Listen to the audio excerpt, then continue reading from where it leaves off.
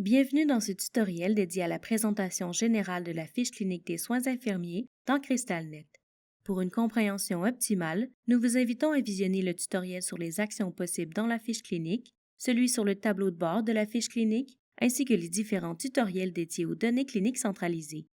La fiche clinique de CrystalNet est un outil permettant de documenter les observations et les évaluations réalisées par le personnel infirmier, ainsi que les actions posées auprès de l'usager. Dans ce tutoriel, vous apprendrez à accéder à la fiche clinique et à consulter la fiche clinique. La fiche clinique est accessible à partir de 3 endroits dans CrystalNet: les listes d'usagers, le détail usager et le plan de soins.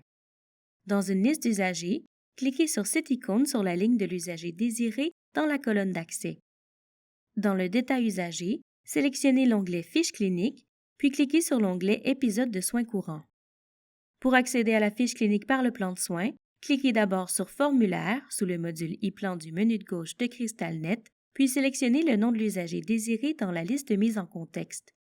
Vous pouvez également cliquer sur Dossier patient sous le module e-plan, puis cliquer sur l'onglet Formulaire. Dans l'onglet Formulaire, vous verrez s'afficher la liste des formulaires disponibles. Cliquez sur Fiche clinique. Lorsqu'une fiche clinique a déjà été créée pour un usager, il est possible d'y accéder à partir de l'image patient.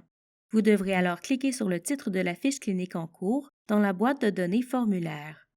Notez qu'il n'est pas possible d'y accéder de cette façon quand on accède à l'image patient à partir du détail usager. Le premier écran de consultation de la fiche clinique propose 2 onglets, Épisode de soins courants et Épisode antérieur. Notez que si vous accédez à la fiche clinique par le détail usager, l'onglet du tableau de bord de la fiche clinique sera également présent. L'utilisateur détenant les droits requis peut sélectionner l'onglet auquel il veut accéder en premier dès l'ouverture de la fiche clinique en cliquant sur l'icône de l'engrenage en haut à droite. L'onglet Épisode de soins courants permet d'ajouter une fiche clinique, de visualiser le statut de celles déjà existantes, de les consulter ou d'imprimer pour chacune d'elles un rapport. Pour toutes les fiches cliniques, il existe 4 statuts possibles et pour chacune d'elles, la date à laquelle elle a été créée s'affiche. Les statuts possibles sont Journée en cours, qui représente la fiche clinique créée pour la journée courante, Dernière 24 heures, qui représente la fiche clinique créée la veille de la date courante, Publié au DPE, qui indique que la fiche clinique a été publiée au DPE puisqu'un délai de 48 heures après la création de la fiche clinique s'est écoulé, et Échec de publication au DPE. Dans ce dernier cas, l'utilisateur peut cliquer sur le bouton à droite du statut pour que ce dernier se modifie pour « En attente de publication au DPE ». Une entrée est alors ajoutée dans l'ordonnanceur pour publier immédiatement la fiche clinique. L'utilisateur détenant les droits requis peut cliquer sur ce bouton pour publier toutes les fiches en échec d'un seul coup. L'onglet Épisode antérieur affiche la liste des fiches cliniques existantes liées aux hospitalisations antérieures de l'usager. Les statuts possibles sont Publier au DPE et Archiver, consulter le rapport du DPE au besoin, qui indique que la fiche a été publiée il y a plus de 30 jours et que vous devez accéder au DPE pour la consulter. Cliquer sur le statut de l'une des fiches cliniques existantes permet d'accéder à la fiche clinique, soit pour la consulter ou, si cela est possible, pour y effectuer des modifications. L'écran de consultation qui s'affiche est divisé en 3 parties. L'identification de l'usager, notez que, par défaut, l'entête de l'usager est fermée. Vous pouvez cliquer sur le chevron à droite afin de l'ouvrir pour obtenir plus d'informations. Le tableau de bord de la fiche clinique, qui permet, à la base, de visualiser les signes vitaux, les perfusions et le bilan ingesta-excréta de l'usager mis en contexte et de voir rapidement les tendances de ces données. Pour en savoir davantage sur le tableau de bord de la fiche clinique, dont les sections sont pilotables selon les besoins de l'établissement, nous vous invitons à regarder le tutoriel à ce sujet. Et le menu, qui donne accès aux différentes sections de la fiche clinique.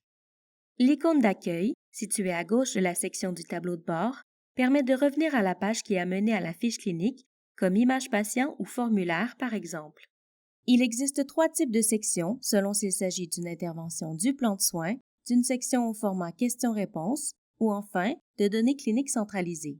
Certaines des observations qui sont à documenter par l'utilisateur peuvent être alimentées par les données saisies et prescrites par le biais des interventions de l'image patient. Ces interventions alimentent les observations de la fiche clinique et permettent à l'utilisateur de ne pas effectuer de double saisie. Les sections liées au plan de soins se divisent en deux sections, intervention du plan de soins et documentation des observations. Les interventions saisies et planifiées dans le plan de soins de l'hospitalisation en cours peuvent être consultées dans la section Intervention du plan de soins. Vous y verrez l'intervention du plan de soins, les précisions liées à l'intervention et la périodicité. De plus, si l'intervention est suspendue au plan de soins, cette icône s'affiche. Il est également possible d'ajouter, de modifier et de cesser des interventions du plan de soins directement à partir de la fiche clinique. Notez que si le module Requête et prescription est utilisé dans votre établissement, vous devrez accéder à ce module pour effectuer les actions sur les interventions qui se répercuteront directement dans le plan de soins. Pour ce faire, cliquez sur le bouton Accéder à Requête et prescription ou sur l'icône Modifier, suspendre ou cesser. Pour plus de détails sur le module Requête et prescription, nous vous suggérons de visionner les tutoriels à ce sujet. Cette section affiche la documentation des observations, des résultats d'évaluation, des actions, des traitements et des interventions que l'intervenant a réalisées auprès de l'usager au cours de la journée. Il est possible de filtrer les interventions documentées et les éléments en lien avec celles-ci. Le nombre d'observations affichées et le nombre total d'observations, selon les filtres appliqués, sont indiqués au haut du tableau. Les observations s'affichent selon l'heure à laquelle elles ont été ajoutées, de la plus récente à la plus ancienne. Vous pouvez cliquer sur le chevron à gauche d'une heure pour afficher ou masquer la vue structurée des observations saisies pour cette heure. Pour réinitialiser le filtre et revenir à l'affichage par défaut, cliquez sur cette icône.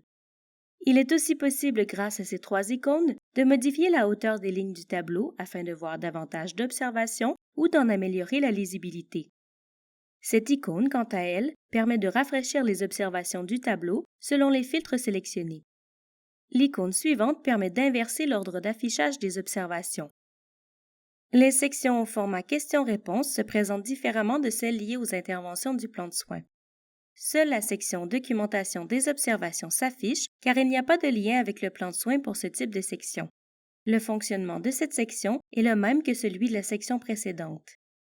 Pour en savoir davantage sur les sections dédiées aux données cliniques centralisées, nous vous invitons à visionner les différents tutoriels à ce sujet. Ceci conclut le tutoriel portant sur la présentation générale de la fiche clinique dans CrystalNet. N'hésitez pas à consulter notre base de connaissances pour en savoir davantage sur les diverses fonctionnalités de CrystalNet. Nous vous invitons également à visionner nos autres tutoriels disponibles à la fois sur notre chaîne YouTube, sur notre site Web et sur notre base de connaissances.